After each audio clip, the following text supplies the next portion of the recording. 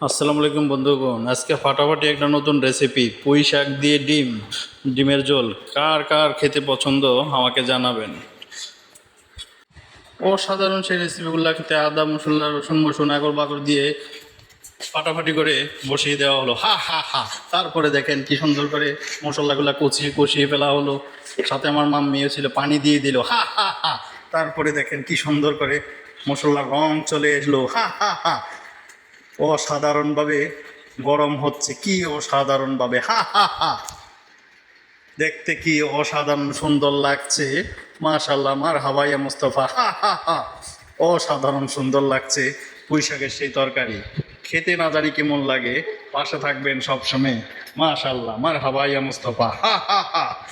তারপরে পুঁই শাক সাথে দিয়ে ফেললো আমার মামুনি, দেখেন খেতে হলো অসাধারণ, দেখতে হলো অসাধারণ। যেমন শাক তেমন তরকারির রং, দেখতে কিরকম লাগছে, মাশাআল্লাহ, মারহাবা ইয়া মুস্তাফা। পুঁই শাক দেওয়া হয়ে গেছে, হা হা হা। খেতেও অসাধারণ লাগবে, হা হা হা। ফটর ফটর ফটর ফটর করে লাড়ি ছাড়ি লাড়ি ছাড়ি লাড়ি ছাড়ি, তারপরে সাধারণভাবে অসাধারণভাবে কেমন হয়ে গেল। তারপরে দেখেন খেতে বসে গেলাম, অনেক মজা হয়েছে, হা হা হা। ভিডিওটা কেমন হয়েছে সবাই জানাবেন। আল্লাহ হাফেজ, হা হা হা।